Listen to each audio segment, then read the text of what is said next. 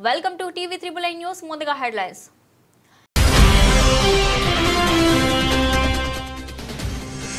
అంకు సుంకాల గండం.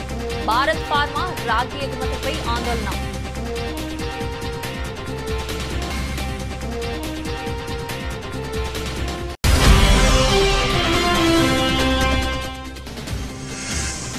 పాట్నాలో రాహుల్ గాంధీ తేజస్వి భారీ నిరసన. ఈసీకి వ్యతిరేకంగా ఉమ్మడి పోరు.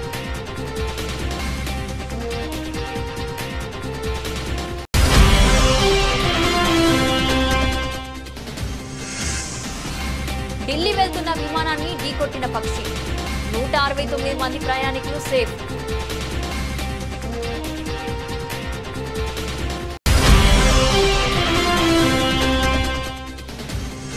చిడిమెట్ల పోలీస్ స్టేషన్ పరిధిలో పోలీసులకి సవాల్ విసిన దొంగలు.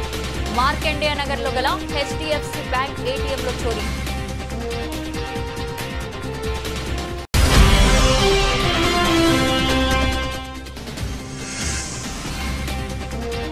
పసిడి ప్రియులకు షాక్. మళ్లీ పెరిగిన బంగారం ధరలు.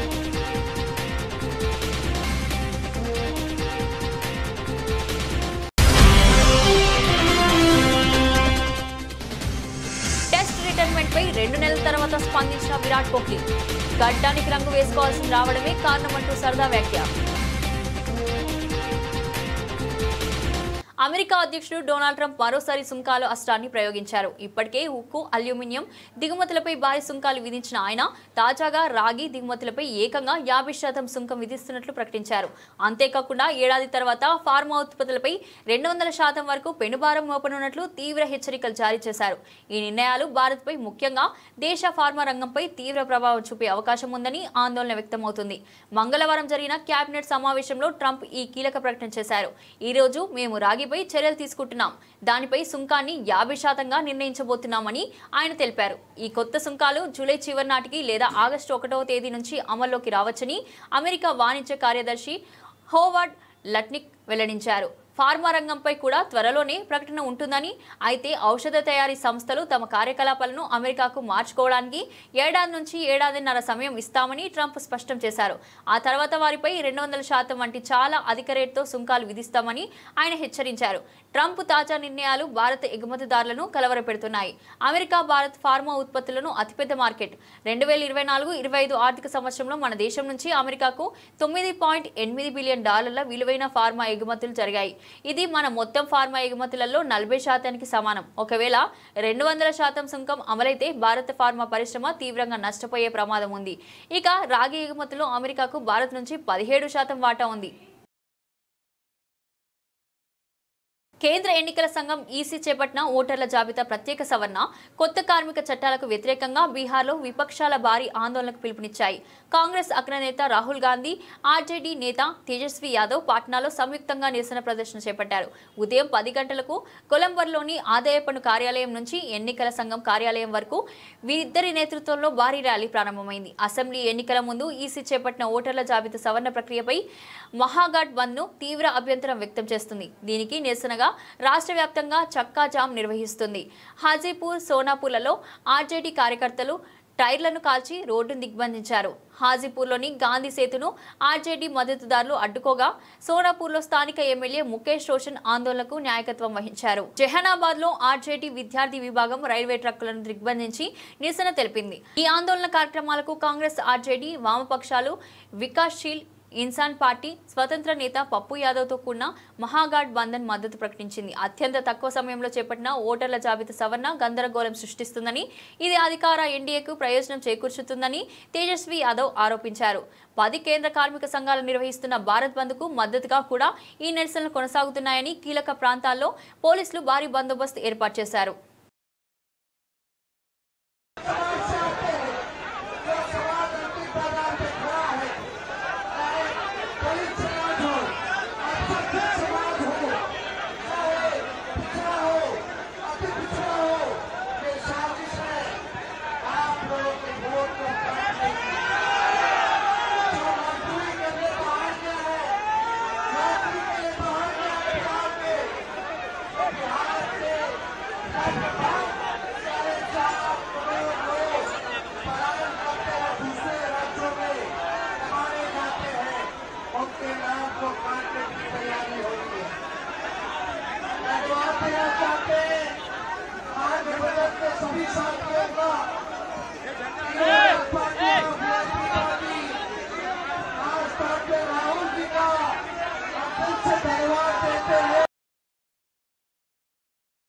బర్డ్ హిట్ ఘటనలు ఆందోళన కలిగిస్తున్నాయి.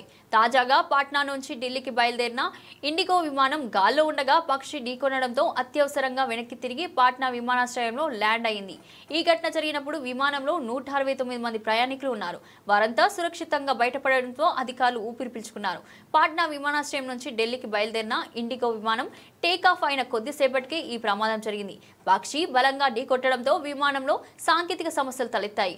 అప్రమత్తమైన పైలట్ వెంటనే విమానాన్ని వెనక్కి మళ్లించి పాట్నాలోని సురక్షితంగా ల్యాండ్ చేశారు.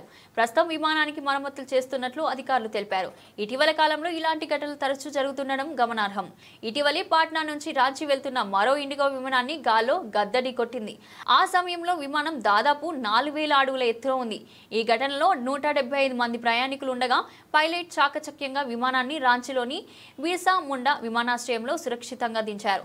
జూన్ 23న ఢిల్లీ నుంచి తిరువనంతపురం వచ్చిన ఎయిర్ ఇండియా విమానం ల్యాండ్ అవుతున్నప్పుడు పక్షి ఢీకొట్టి ఉంటుందని అనుమానించారు. ఈ కారణంగా తిరువనంతపురం నుంచి ఢిల్లీకి వెళ్లాల్సిన రిటర్న్ ఫ్లైట్ ను ఎయిర్ ఇండియా రద్దు చేసింది. ఇలా ప్రధాన విమానయాన సంస్థలకు చెందిన విమానాలు వరుసగా బర్డ్ హిట్ బారిన పడుతుండటంతో ప్రయాణికుల భద్రతపై ఆందోళన వ్యక్తమవుతుంది. రాష్ట్ర ప్రభుత్వ ఖజానాకు 1000 కోట్లు గండి కొడుతున్నారని హైకోర్టులో పీల్ వేశాం. ప్రభుత్వంలో అవినీతి జరిగింది కాబట్టి కోర్టులో 15 సార్లు వాయిదా తీసుకున్నారు. పౌర సరఫరాల శాఖలో జరిగిన కుంభకోణాన్ని బయటపెట్టిన బీఆర్ఎస్ ఎమ్మెల్యే గంగుల కమలాకర్ దళార్ల సంస్థలతో కుమ్మక్కై రాష్ట్ర ప్రభుత్వానికి రావాల్సిన 750 కోట్ల ఆదాయాన్ని ప్రభుత్వ పెద్దలు పంచుకున్నారు.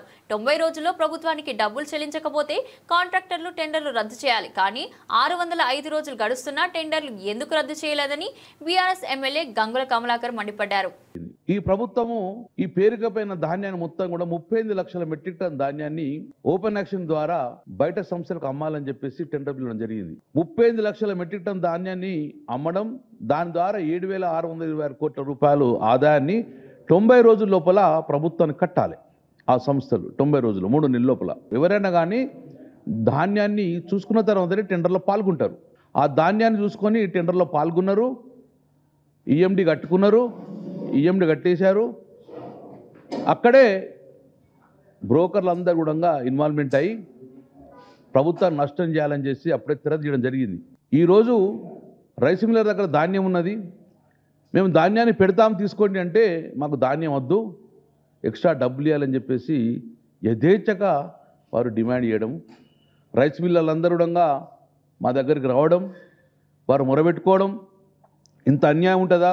మేము మా దగ్గర ఉన్న బియ్యాన్ని వడ్లను మేము పెడతామంటే కూడా మాకు వడ్లద్దు, మాకు నగదు రూపాయలు ఇవ్వాలని చెప్పేసి అఫీషియల్గా 2007 రూపాయలు ప్రభుత్వం కట్టేది ఉంటే 2230 రూపాయలు అఫీషియల్గా వాళ్ళు వసూలు చేసిండ్రు ఆ కాంట్రాక్టర్. మరి మిగతా 220 రూపాయలు ప్రభుత్వం రాకుండా ఎక్కడికి పోయిందంటే దళార్ల సంస్థకు వెళ్ళిపోయినాయి అఫీషియల్గా.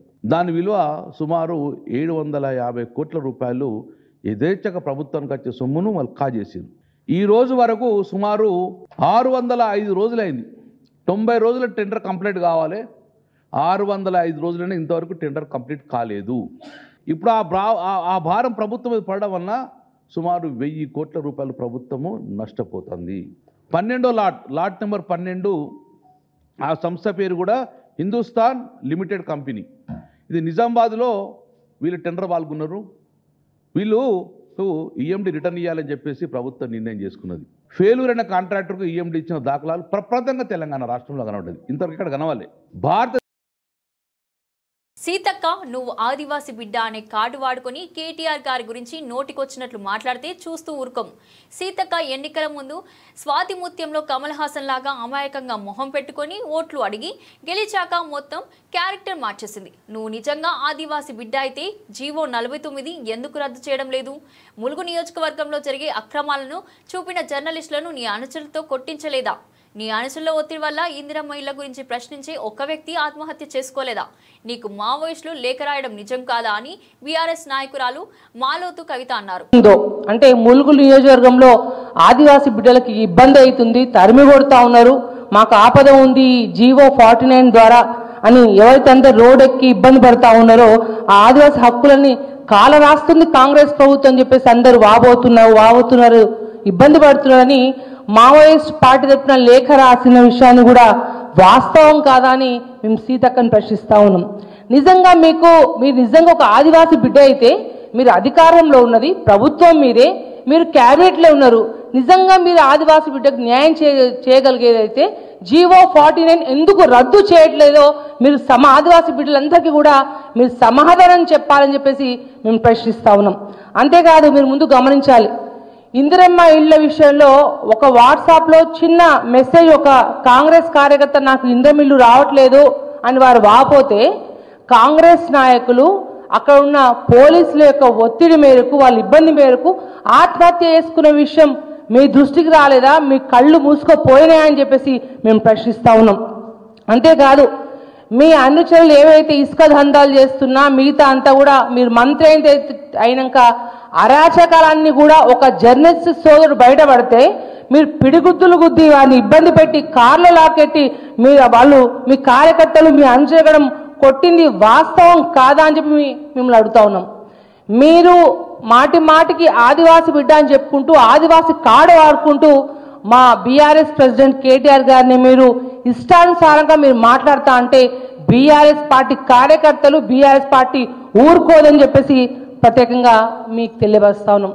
మీరు ఎట్లుందంటే ముసలి కన్నీరు గారుస్తూ ఇవాళ స్వాతి ముత్యంగా యాక్టింగ్ చేసుకుంటూ ఫేస్ పెట్టుకుంటూ కొవ్వూరు ఎమ్మెల్యే ప్రశాంతి రెడ్డిని ఉద్దేశించి వైసీపీ నేత ప్రసన్న కుమార్ రెడ్డి చేసిన వ్యాఖ్యలపై కేంద్ర మంత్రి రాజమహేంద్రవరం ఎంపీ దగ్గుపాటి పురంధేశ్వరి తీవ్రస్థాయిలో మండిపడ్డారు. ప్రసన్న కుమార్ రెడ్డి వ్యాఖ్యలు సభ్య సమాజం సిగ్గుతో తలదించుకునేలా ఉన్నాయని ఆగ్రహం వ్యక్తం చేశారు. మహిళలను కించపరిచేలా మాట్లాడడం వైకాపా నాయకులకు ఒక అలవాటుగా మారిపోయిందని పురంధేశ్వరి విమర్శించారు. ఒక మహిళ శాసనసభ్యురాలపై ఇంతటి అనుచిత వ్యాఖ్యలు చేయడం దారుణమని అన్నారు. ప్రసన్న కుమార్ రెడ్డి తక్షణమే తన వ్యాఖ్యలను వెనక్కి తీసుకుని ఎమ్మెల్యే ప్రశాంతి రెడ్డికి బహిరంగంగా క్షమాపణ చెప్పాలని డిమాండ్ చేశారు. రాజకీయాల్లో విమర్శలు సహజమే అయినా వ్యక్తిగత దూషణకు, ముఖ్యంగా మహిళల గౌరవానికి భంగం కలిగించే మాటలకు తావులేదని పురంధేశ్వరి స్పష్టం చేశారు. వైసీపీ నాయకత్వం ఇలాంటి నేతలపై చర్యలు తీసుకోవాలని ఆమె సూచించారు. విశ్వసిస్తూ వస్తున్నటువంటి సంస్కృతి మనది. అదేవిధంగా మహిళలకి పెద్దపీట వేస్తూ వారిని గౌరవిస్తూ వస్తున్నటువంటి భారతీయ సాంప్రదాయం మనది. దానికి భిన్నంగా ప్రసన్న కుమార్ రెడ్డి గారు వారి ప్రశాంతి రెడ్డి గారి పట్ల చేసినటువంటి వ్యాఖ్యల్ని నేను గట్టిగా ఖండిస్తున్నాను. వైఎస్ఆర్సీపీ నాయకుడికి మహిళల్ని కించపరచడం అనేది అలవాటుగా మారినటువంటి విషయం. అమరావతిలోని మహిళల్ని మరి మనం నోటితో కూడా చెప్పలేనటువంటి భాషలో వారిని కించపరచడం, అదేవిధంగా శాసనసభలో ఉన్నటువంటి మహిళల్ని, శాసనసభ వెలుపల ఉన్నటువంటి మహిళల్ని సైతం వ్యక్తిత్వ హననం చేయడం మనందరికీ తెలియనటువంటి విషయం కాదు. 6 పర్యాయాలు ఎమ్మెల్యేగా గెలిచి ఈ రకంగా మహిళల్ని కించపరుస్తూ అవమానపరుస్తూ చేస్తున్నటువంటి వ్యాఖ్యలు ఇవి సభ్య సమాజం ఆమోదించనిది, స్వాగతించనిది అని చెప్పి వారికి తెలియజేస్తున్నాను.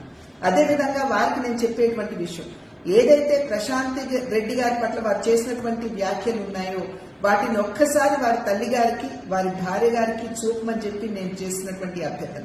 వారు కనుక దాన్ని ఆమోదించినట్లయితే, వారి ప్రసన్న కుమార్ రెడ్డి గారి భాషను కనుక ఆమోదించినట్లయితే ఇప్పుడు నేను చేసేటువంటి డిమాండ్ ని వెనక్కి తీసుకుంటానని చెప్పి నేను తెలియజేస్తున్నాను. నా డిమాండ్ ఏమిటంటే, ఎటువంటి షరతులు లేకుండా ప్రశాంతి రెడ్డి గారికి బాహాటంగా ప్రసన్న కుమార్ రెడ్డి గారు క్షమాపణలు చెబుతూ వారు చేసినటువంటి వ్యాఖ్యల్ని వెనక్కి తీసుకోవాలి అని చెప్పి నేను వారికి తెలియజేస్తున్నాను. బీఆర్ఎస్ వర్కింగ్ ప్రెసిడెంట్ కేటీఆర్ పై టీపీసీసీ వర్కింగ్ ప్రెసిడెంట్ జగ్గారెడ్డి తీవ్ర విమర్శలు చేశారు. తమ సుదీర్ఘ రాజకీయ అనుభవం ముందు కేటీఆర్ ఒక జీరో అని, ఆయన ఒక చిన్న పిల్లాడిలా మాట్లాడుతున్నారని ఎద్దేవా చేశారు. ముఖ్యమంత్రి రేవంత్ రెడ్డిని చర్చకు పిలిచే స్థాయి కేటీఆర్ కు లేదని అన్నారు. మంగళవారం నాడు గాంధీ భవన్ లో మీడియాతో మాట్లాడిన జగ్గారెడ్డి కేటీఆర్ రాజకీయ ప్రస్థానాన్ని ప్రశ్నించారు. మేమంతా ఎన్నో ప్రయాసాలకు వచ్చి క్షేత్రస్థాయి నుంచి నాయకులుగా ఎదిగాం. కేటీఆర్ తన తండ్రి సీటిస్తే నేరుగా ఎమ్మెల్యే అయ్యారు. ఆయన ఎప్పుడైనా సర్పంచ్ గా గెలిచారా, జడ్పీటీసీగా గెలిచారా? రాజకీయాల్లోని కష్ట నష్టాలు, ఒడిదుడుకులు ఆయనకి ఎలా తెలుస్తాయి అని జగ్గారెడ్డి నిలదీశారు. కేటీఆర్ నోరు తెరిస్తే అబద్ధాలు చెబుతున్నారని, కాంగ్రెస్ నేతలు గాడిదలు అంటూ విమర్శిస్తే సహించేది లేదని హెచ్చరించారు. మీరు మిమ్మల్ని ఒక్క మాట అంటే మేము 10 మాటలు అంటాం. మీరు ముఖ్యమంత్రిని దూషించడం ఆపేస్తే మేము కూడా ప్రతి విమర్శలు ఆపేస్తాం అని స్పష్టం చేశారు. 18 నెలలు అధికారం లేకపోయేసరికి కేటీఆర్ గట్టున పడ్డ చేపలా కొట్టుకుంటున్నారని జగ్గారెడ్డి విమర్శించారు.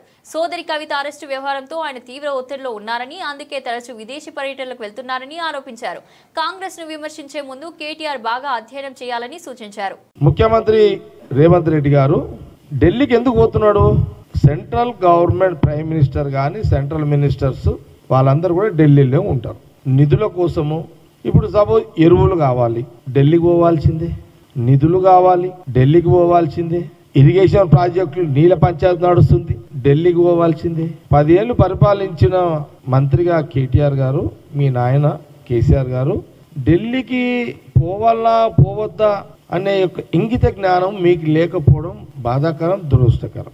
ఏముంటుంది ఆడ ముఖ్యమంత్రిగా 1కి 4 సార్లు ఢిల్లీకి పోయి ప్రధానమంత్రిని కన్సల్ట్, ఇరిగేషన్ మినిస్టర్ను, సివిల్ సప్లై మినిస్టర్ను, లేకపోతే ఆర్థిక శాఖ మినిస్టర్ను, మున్సిపల్ అడ్మినిస్ట్రేషన్ కానివ్వండి, ఇవన్నిటికి సంబంధించిన మన కోట ఏదైతే తెలంగాణకు ఢిల్లీ నుంచి రావాల్సిన ఆర్థికంగా ఉన్న మన కోట ఏదైతే రావాలో ఆ కోటకు 1కి 4 ఇంతలు అక్కడ ప్రైమ్ మినిస్టర్ని, మంత్రులని కలవాల్సిన బాధ్యత ఒక ముఖ్యమంత్రిగా రేవంత్ రెడ్డికి ఉన్నది. ఈ జ్ఞానం మీకు ఈ ఆలోచన ఎందుకు మర్చిపోతున్నారు అని ప్రశ్న. తప్ప ఇది కలవద్దా? ఢిల్లీకి పోవద్దా? నిధుల కోసము, ఇంకా లేకపోతే నీళ్ళ పంచాయతీ కోసం ఢిల్లీకి పోవద్దా? పోయింది అందుకే కదా సీఎం రేవంత్ రెడ్డి గారు. అచ్చా, మీ నాయన కేసీఆర్ గారు ఈ రాష్ట్రానికి 10 ఏళ్ళు ముఖ్యమంత్రి ఉన్నాడు. మీరు ఆ పని మీరు ఎందుకు పోయారు? మీ నాయన ముఖ్యమంత్రి ఉన్నప్పుడు మీరు ఎందుకు పోయారు అంటే మీరు అంటే ఆయన సంతానం, కేసీఆర్ గురించి కాదు. మీరు ఎందుకు పోయారు అనేది ఒక ప్రశ్న మేము అడుగుతున్నాం. మీరు ఎందుకు పోయారు? ఆయనేమో ముఖ్యమంత్రి రేవంత్ రెడ్డి గారు ఏమో ఎరువుల కోసము, నీళ్ళ పంచాయతీ ఉన్నది, నిధుల కోసము, పరిపాలన పైన కొన్ని అంశాల మీద అక్కడ ప్రధానమంత్రిని, మంత్రులను కలవడానికి సీఎం రేవంత్ రెడ్డి గారు అక్కడికి పోతున్నాడు. మీరెందుకు పోయారు? మీ కుటుంబం ఎందుకు పోయింది ఢిల్లీకి? లిక్కర్ దంద చేయడానికి పోయారు. మీరు ఢిల్లీ పోయారు, లిక్కర్ దంద మొదలు పెట్టారు, విస్కీ బ్రాండ్ బీర్ల దంద స్టార్ట్ చేసిరాడ. కవిత దొరికింది, లోపల పడ్డది. కేటీఆర్ ఎందుకు పోయిండా అంటే కవిత జైల్లో పడ్డదని పోయిండు. హరీష్ మాజీ వైఎస్ జగన్మోహన్ రెడ్డి చిత్తూరు జిల్లా బంగారుపాలెంలో తీవ్రంగా నష్టపోయిన మామిడి రైతుల పరామర్శకు ప్రభుత్వం నుంచి తీవ్ర ఆంక్షలు, అడ్డంకులు ఎదురవుతున్నాయి. చిత్తూరు జిల్లాలో కర్ఫ్యూ వాతావరణం. చిత్తూరు జిల్లాలో సుమారు 2000 మంది నాయకులు, కార్యకర్తలకు పోలీసులు నోటీసులు జారీ చేశారు. మాజీ సీఎం పర్యటనకు హాజరు కావద్దని హెచ్చరికలు పంపారు. పర్యటనకు వస్తే రౌడీ షీట్ ఓపెన్ చేస్తామంటూ రైతులకు చిత్తూరు జిల్లా ఎస్పీ హెచ్చరికలు జారీ చేశారు. ఆటోలు, ట్రాక్టర్లు కనిపిస్తే సీజ్ చేస్తారు. రైతులను, ప్రజలను అడ్డుకోవడమే లక్ష్యం. పెట్రోల్ బంక్ల వద్ద పోలీసుల ప్రహారం నిర్వహించారు. వాహనాలకు పెట్రోల్ పోయనీయకుండా అడ్డుకుంటున్నారు. మామిడి రైతులు రాకుండా బంగారుపాలెం వ్యవసాయ మార్కెట్ యార్డ్లో 116 దుకాణాల యజమానులకు పోలీసులు ముందస్తు నోటీసులు పంపారు. మార్కెట్ యార్డ్కు తాళాలు. గంగాధర నెల్లూరు నియోజకవర్గం ఎస్ఆర్ పురం మండల వైఎస్ఆర్సీపీ నాయకులను చిత్తూరు జిల్లా పోలీస్ ట్రైనింగ్ సెంటర్లో బంధించారు. బంగారుపాలెం మార్కెట్ యార్డ్కు రైతులు రాకుండా వీకోట మండలం కారకుంట వద్ద పోలీసులు తనిఖీలు చేశారు. క్విడ్ ప్రోకోకు స్పష్టమైన ఉదాహరణ. కాంగ్రెస్, బీజేపీలు కుమ్మక్కై ధాన్యం కొనుగోలు టెండర్లో భారీ కుంభకోణానికి పాల్పడ్డాయి. ఈ భారీ అవినీతి నుంచి రేవంత్, ఉత్తమ్ తప్పించుకోలేరు. వారి రాజకీయ జీవితానికి సమాధి తప్పదు. 3 నెలలుగా భోజనం బిల్లులు చెల్లించకపోవడం వల్ల విద్యార్థులకు నాణ్యమైన భోజనం అందక పస్తులు పండాల్సిన పరిస్థితి ఏర్పడిందన్నారు. గొడ్డు కారం, నీళ్ల సాంబారే భావి భారత పౌరులకు భోజనం అయ్యింది. మెనూ ప్రకారం పోషకాలతో కూడిన భోజనం అందించవలసిన ఉన్నప్పటికీ ప్రభుత్వ అలసత్వం వల్ల ఎక్కడా అమలు కావడం లేదు. తనిఖీలు చేయవలసిన అధికారులు చోద్యం చూస్తున్నారు. రాష్ట్ర వ్యాప్తంగా ఇదే దుస్థితి ఉన్నప్పటికీ పట్టించుకోవడంలో కాంగ్రెస్ ప్రభుత్వం నిర్లక్ష్యం వహిస్తుంది అని మాజీ ఎమ్మెల్యే పెద్ది సుదర్శన్ రెడ్డి నిప్పులు చెరిగారు. విద్యార్థుల బంగారు భవిష్యత్తుకు బాటలు వేస్తారని కోతలు కోసే రేవంత్ రెడ్డి కనీసం విద్యార్థులకు ఒక్క పూట అన్నం పెట్టే పరిస్థితులు కూడా లేవా అని ప్రశ్నించారు. టెండర్లలో గోల్మాల్ చేసి ఇవాళ మనీ లాండరింగ్ జరిగింది. సివిల్ సప్లైస్ టెండర్ల కుంభకోణం జరిగింది. ధాన్యం టెండర్లు ఆనాడు నిర్ధారించినప్పుడు ఉండబడినటువంటి టెండర్ నోటీసు, అగ్రిమెంటు 100కు 100% వయలేషన్ జరిగింది.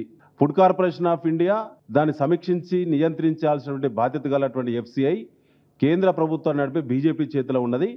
వాళ్ళు కూడా ఇందులో వాటాదారులే. ఈ కుంభకోణంలో స్టేట్ సివిల్ సప్లైస్ డిపార్ట్మెంట్కు కొన్ని పరిధులు ఉన్నాయి.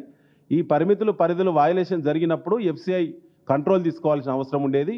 వాళ్ళు కూడా వ్రాతపూర్వకంగా ఫిర్యాదు చేసినాము.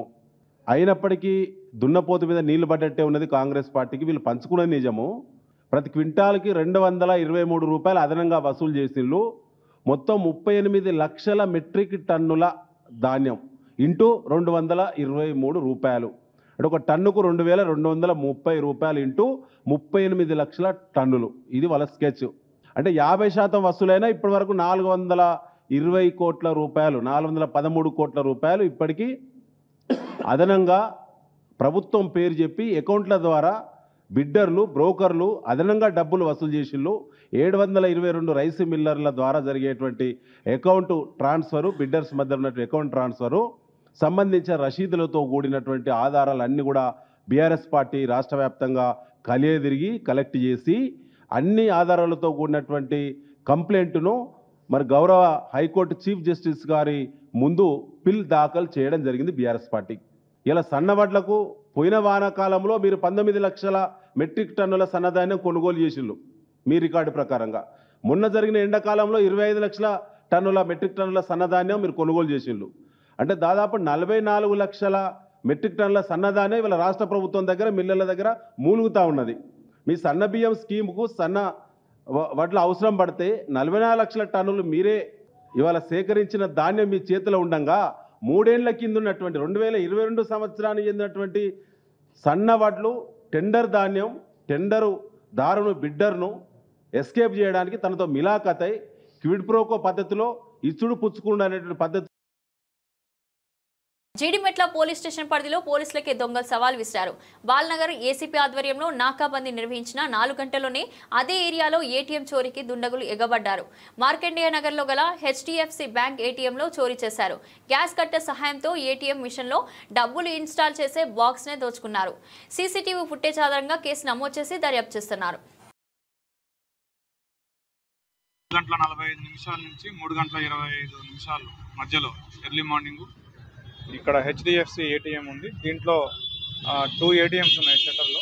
వీటిని గ్యాస్ కట్టర్ ఉపయోగించి మనకు వచ్చిన సీసీ ఫుటేజ్ ప్రకారం ఒక 4 వ్యక్తులు 2 వీలర్స్ మీద వచ్చి దాంట్లో ఉన్న మనీ తీసుకుపోయినట్టుగా తెలిసింది. అయితే ఆ మనీ ఎంత ఉంది ఏంటి అనేది ఇంకా హెచ్డిఎఫ్సి వాళ్ళు మనకి తెలియజేయలేదు. వాళ్ళు 9:30కి ఒకసారి మొత్తం వాళ్ళ అకౌంట్ అంతా సరి చూసుకున్నాక మనకి చెప్తామని చెప్తున్నారు. సో డబ్బుల విషయం అయితే ఎంత పోయింది అనేది ఇంకా తెలియదు. వాళ్ళు బ్యాంక్ వాళ్ళకి సంబంధం చేసినా చెప్తాను. మనకు వచ్చిన ప్రాథమిక సమాచారం మేరకు ఒక 4 వ్యక్తులు ఈ అఫెన్స్లో సిలిండర్ తీసుకొని వచ్చి గ్యాస్ వెల్డింగ్ కటర్స్ తీసుకొని వచ్చి దాంతో ఈ ఏటీఎం మిషన్ కట్ చేసినట్టు తెలిసింది. అది ముంబై నుంచి 3:27కి అలర్ట్ వచ్చింది. మన కంట్రోల్కి వాళ్ళు అలర్ట్ చేసినారు. ఇమ్మీడియట్గా 3:35 కల్లా మన sub inspector and other staff కూడా ఇక్కడ ఉండి ఈ ఏటీఎంని పరిశీలించడం జరిగింది. మాకు కొన్ని క్లూస్ ఉన్నాయి. We will catch the offenders. 2 wheelers మీద వచ్చారు. 2 2 వీలర్స్ మీద వచ్చారు. కొంతవరకు ఐడెంటిఫై చేసినాం. ఒక డాగ్ స్క్వాడ్ కూడా వచ్చింది. కొన్ని ఛాన్సెస్ కూడా వచ్చినాయి. డాగ్ స్క్వాడ్ కూడా ఒక ఇంటి దగ్గరికి లీడ్ చేసింది. కొన్ని క్లూస్ ఉన్నాయి. అలారం కూడా డిజేబుల్ చేసినారు వాళ్ళు. Thank you. బంగారానికి మహిళలకు కొన్ని వేల ఏళ్ల నుంచి అవినాభావ సంబంధం ఉంది. ఆడవాళ్లు తమ దగ్గర ఎంత బంగారం ఉన్నా ఇంకా కావాలంటారే తప్ప వద్దు అనరు. శుభకార్యాల్లో బంగారం విషయాలే ప్రధాన టాపిక్ అవుతాయి. భారతీయ సంస్కృతిలో ఓ భాగమైన బంగారం ధరలు పేద మధ్యత తరగతి వాళ్లకు షాక్ ఇస్తున్నాయి. రోజు రోజుకు పెరుగుతూ పోతున్నాయి. ప్రస్తుతం 24 క్యారెట్ల స్వచ్ఛమైన బంగారం ధర 99,000 దగ్గర ట్రేడ్ అవుతుంది. రానున్న రోజుల్లో బంగారం ధరలు మరింత పెరిగే అవకాశం కల్పిస్తుంది. హైదరాబాద్ మహానగరంలో నిన్న 10 గ్రాముల 22 క్యారెట్ల బంగారం ధర 90,600 రూపాయల దగ్గర, 10 గ్రాముల 24 క్యారెట్ల బంగారం ధర 98,840 రూపాయల దగ్గర, 10 గ్రాముల 18 క్యారెట్ల బంగారం ధర 74,130 రూపాయల దగ్గర ట్రేడ్ అయింది. నిన్నటితో పోల్చుకుంటే 10 గ్రాముల బంగారంపై గ్రాముకు ₹1 చొప్పున 10 రూపాయలు పెరిగింది. 10 గ్రాముల 24 క్యారెట్ల బంగారం ధర 98,800 రూపాయల దగ్గర, 10 గ్రాముల 22 క్యారెట్ల బంగారం ధర 90,610 రూపాయల దగ్గర, 10 గ్రాముల 18 క్యారెట్ల బంగారం ధర 74,140 రూపాయల దగ్గర ట్రేడ్ అవుతుంది. బంగారం ధరలతో సంబంధం లేకుండా వెండి ధరలు ప్రతిరోజు ఎంతో కొంత తగ్గుతూ వస్తున్నాయి. నిన్న హైదరాబాద్ నగరంలో 100 గ్రాముల వెండి ధర 11,990 దగ్గర ట్రేడ్ అయింది. కేజీ వెండి ధర 1,19,900 దగ్గర ట్రేడ్ అయింది. ఈ రోజు 100 గ్రాముల వెండిపై 10 రూపాయలు, కేజీ వెండిపై 100 రూపాయలు తగ్గింది. 100 గ్రాముల వెండి ధర నేడు 11,980 దగ్గర ట్రేడ్ అవుతుంది. కేజీ వెండి ధర 1,19,800 దగ్గర ట్రేడ్ అవుతుంది. టీమ్ టీమిండియా మాజీ captain star batter Virat Kohli తన టెస్ట్ క్రికెట్ రిటైర్మెంట్ పై దాదాపు 2 నెలల తర్వాత తొలిసారి స్పందించారు. రిటైర్మెంట్ గల కారణాన్ని సరదాగా వెల్లడించి అందరినీ నవ్వించాడు. లండన్లో భారత మాజీ ఆల్రౌండర్ యువరాజ్ సింగ్ తన యూ వీకెండ్ ఫౌండేషన్ కోసం నిర్వహించిన ఓ నిధుల సమీకరణ కార్యక్రమంలో ఈ ఆసక్తికరమైన ఘటన చోటు చేసుకుంది. ఈ కార్యక్రమానికి పలువురు క్రికెట్ దిగ్గజాలు హాజరయ్యారు. వేదికపై యువరాజ్ సింగ్, రవి శాస్త్రి, కెవిన్ పీటర్సన్ వంటి వారితో చేరాల్సిందిగా వ్యాఖ్యాత గౌరవ్ కపూర్ కోరగా విరాట్ నవ్వుతూ స్పందించాడు. నేను 2 రోజుల క్రితమే నా గడ్డానికి రంగు వేసుకున్నాను. ప్రతి 4 రోజులకోసారి గడ్డానికి రంగు వేసుకోవాల్సి వస్తుందంటే ఇక ఆటకు వీడ్కోలు పలకాల్సిన సమయం వచ్చిందని అర్థం చేసుకోవాలి అంటూ చమత్కరించారు. కోహ్లీ వ్యాఖ్యలతో అక్కడున్న వారంతా నవ్వులో మునిగిపోయారు. మే 12న కోహ్లీ టెస్ట్ క్రికెట్ కు వీడ్కోలు పలుకుతున్నట్లు సోషల్ మీడియా ద్వారా ప్రకటించిన విషయం తెలిసిందే. తన 123 టెస్టుల కెరీర్లో 46.85 సగటుతో 9,230 పరుగులు చేశాడు. ఇందులో 30 సెంచరీలు, 7 డబుల్ సెంచరీలు ఉన్నాయి. భారత కెప్టెన్ గా ఆస్ట్రేలియా గడ్డపై తొలిసారి టెస్ట్ సిరీస్ గెలిచిన ఘనత కూడా కోహ్లీదే. రోహిత్ శర్మ టెస్టుల నుంచి తప్పుకున్న 5 రోజులకే కోహ్లీ కూడా రిటైర్మెంట్ ప్రకటించడం గమనార్హం. ఈ సందర్భంగా కొత్త టెస్ట్ కెప్టెన్ శుభ్మన్ గిల్ ను కోహ్లీ ప్రశంసించాడు. ఇంగ్లాండ్ పై రికార్డ్ డబుల్ సెంచరీ చేసిన గిల్ ను స్టార్ బాయ్ అని అభినందించాడు. అలాగే యువరాజ్ సింగ్ తో తనకున్న అనుబంధాన్ని గుర్తు చేసుకున్నాడు. భారత్ జట్టులోకి వచ్చిన కొత్తలో యువరాజ్, జహీర్ ఖాన్, హర్భజన్ సింగ్ నన్ను ఎంతగానో ప్రోత్సహించారు. యువీతో నా బంధం ఎప్పటికీ ప్రత్యేకమైందని కోహ్లీ పేర్కొన్నాడు.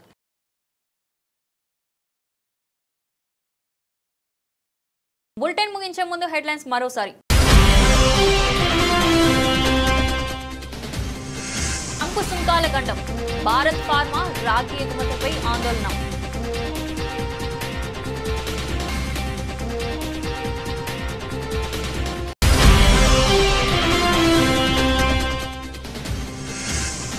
పాట్నాలో రాహుల్ గాంధీ, తేజస్వి భారీ నిరసన. ఈసీకి వ్యతిరేకంగా ఉమ్మడి పోరు.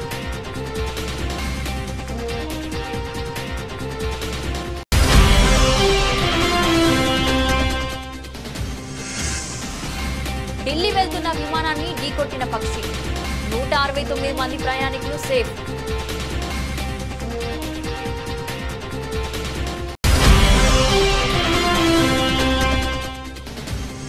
చిడిమెట్ల పోలీస్ స్టేషన్ పరిధిలో పోలీసులకి సవాల్ విసిన దొంగలు. మార్కండేయ నగర్ లో గల HDFC బ్యాంక్ ATM లో చోరీ.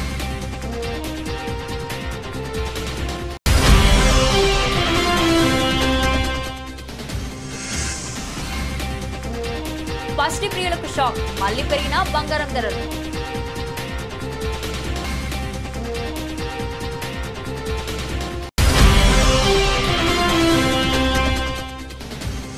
టెస్ట్ రిటైర్మెంట్ పై 2 నెలల తర్వాత స్పందించిన విరాట్ కోహ్లీ. గడ్డానికి రంగు వేసుకోవాల్సి రావడమే కారణమంటూ సరదా వ్యాఖ్య.